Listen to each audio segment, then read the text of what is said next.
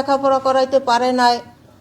তারপর আমি বললাম, আমার একটা স্বাস্থ্য ভাই বলছে যে লালি, তা তুই আমাদের সাথে আস, কি করবি, চাচা চাচি কি না খাইয়া মারা যাবে, তাহলে আমাদের সাথে আস, নদীতে মাছ ধরা শিখাবো। আমি কই, ভাই কিভাবে মাছ ধরা শিখাবা? আমি একটা মেয়ে মানুষ হইয়া নদীতে মাছ ধরবো, কিন্তু মাসে নানান পদের কথা বলতে পারে।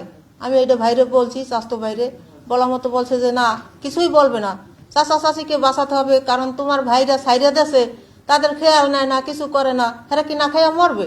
আর আমি যে লেখাপড়া করবো হে সময় তো আমার বাবার নাই, মুরব্বী মানুষ কাজ করে খাওয়াইতে পারে না, মা মুরব্বী কোনো কাজ করে খাওয়াইতে পারে না। তারপরে স্বাস্থ্য ভাইয়ের সাথে আমি নদীতে, বিষখালী নদীতে ঝুঁকি দিলাম। ঝুঁকি দেওয়ার পরে কি করব, মাছ ধরা শিখলাম। তারপরে মানুষে নানান পদের নানান কথা কইতে আছে যে মেয়ে মানুষ হইয়া নদীতে মাছ ধরে, বিষখালী নদীতে, লজ্জা নাই, শরম নাই, ঘৃণা নাই। কিন্তু আমি তাদের বাধা কিরস্ত কিচ্ছুই আমি শুনি নাই। কারণ শুনবো কেন? আমি তো আর চুরি করি না, ডাকাতি করি না, কর্ম করে খাই, কামাই করে মা বাবাকে খাওয়াই, কাপড় চুপুর যেমনি দূর ঔষধ বলি সবই আমি লাইলি দেখি, কারণ বাইরে কেউ দেখে না, বাইরে কেউ মা বাবাকে নিচ্চোকে দেখে না। আমি লাইলি আমার মা বাবাকে আমি কোথায় ফালাবো? ফালানোর মতো আমার কোনো সিস্টেম নাই। তখন জাল বওয়া শিখলাম। জাল বওয়া শেখার পরে আস্তে আস্তে আস্তে আস্তে স্বাস্থ্য ভাইয়ের লেগে শিখতে শিখতে তারপরে আমি কি করবো, স্বাস্থ্য ভাইয়ের লেগে অনেকদিন বাইলাম, 2 বছর ধরে ওই বিষখালীতে সাগরে, কুয়াকাটা সাগরে যাই আমি মাছ ধরেছি, সমুদ্রে মাছ ধরার পরে তারপরে এখন যখন নারী হইয়া জাল বওয়া শুরু করছি, তখন সবাই বলতেছে যে একটা নারী হইয়া জাল বাইতে আছে।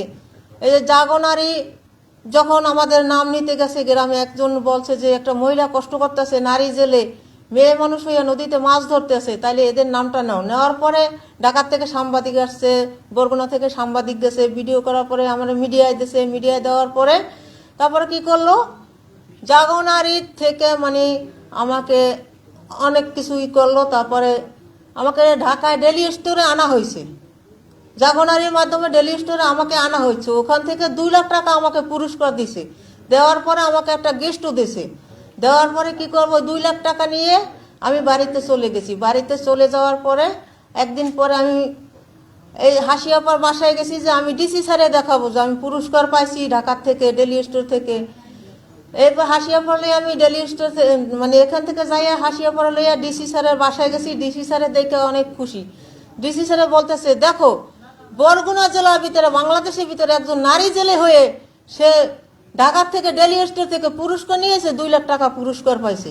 সে আবার হাতে তালি দিয়েছে, অনেক খুশি হয়েছে। খুশি হওয়ার পরে তারপর ডিসি স্যারে কইতেছে যে লাইলি যখন ঢাকার থেকে পুরস্কার পাইছে, তাহলে আমিও লাইলিকে পুরস্কার দেবো।